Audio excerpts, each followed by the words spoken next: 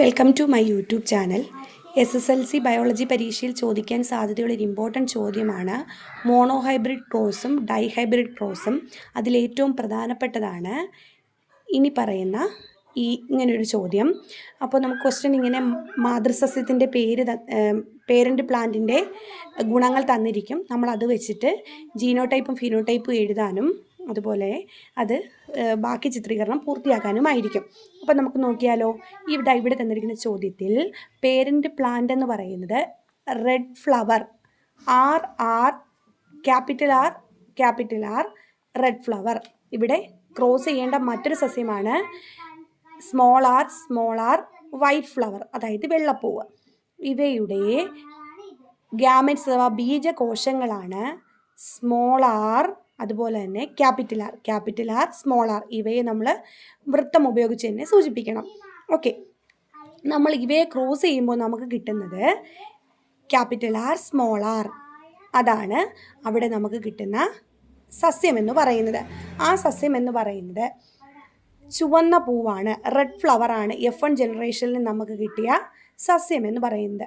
ഇതിനെ നമ്മളിനി സെൽഫ് പോളിനേഷന് വിധേയമാകുമ്പോൾ F1 ജനറേഷന് കിട്ടിയ മറ്റൊരു സസ്യവുമായിട്ട് തന്നെ പോളിനേഷന് വിധേയമാകുമ്പോൾ അതിനെ വിളിക്കുന്ന പേരാണ് സെൽഫ് പോളിനേഷൻ. ഓക്കെയാണ്.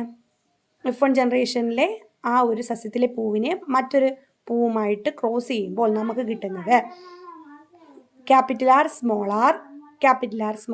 അതിൻ്റെ ഗ്യാമറ്റ് എഴുതുമ്പോൾ നമ്മൾ വൃത്തം ഉപയോഗിക്കുന്നു. ഇതിൽ നിന്ന് ക്യാപിറ്റൽ ആർ, അതുപോലെ തന്നെ ഒരു സ്മോൾ ആർ, ഇതിൽ നിന്ന് ക്യാപിറ്റൽ ആർ സ്മോൾ ആർ. ഇവ തമ്മിൽ വരയ്ക്കുമ്പോൾ ഈ ആറിനെ ഈ ആറുമായിട്ട് വരയ്ക്കുമ്പോൾ നമുക്ക് കിട്ടുന്ന ക്യാപിറ്റൽ ആർ. ഈ ആറിനെ ഈ സ്മോൾ ആറായിട്ട് വരയ്ക്കുമ്പോൾ ക്യാപിറ്റൽ ആർ സ്മോൾ ആർ.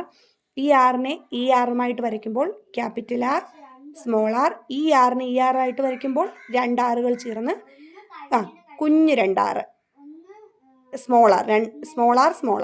അപ്പോൾ കിട്ടിയ നോക്കുക സസ്യങ്ങളെ നോക്കിക്കേ.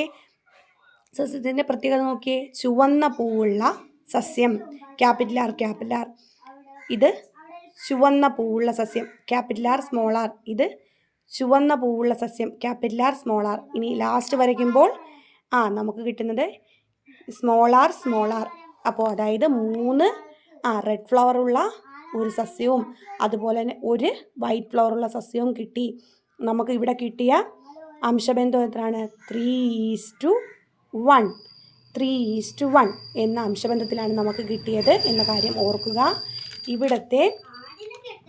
ഇവിടുത്തെ നമ്മുടെ ഫീനോടൈപ്പ് എന്ന് പറയുന്നത് F1 ജനറേഷനിലെ ഫീനോടൈപ്പ് ആരാണ്? F1 ജനറേഷനിലെ ഫീനോടൈപ്പ് എന്ന് പറയുന്നത് നമുക്ക് ചുവന്ന പൂവാണ്.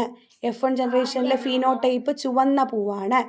ഇവയുടെ ജീനോടൈപ്പാണ് ഇവിടെ RR. ഫീനോടൈപ്പ് ചുവന്ന പൂവ്, genotype capital R small R എന്നിവയാണ്. Okay, thank U.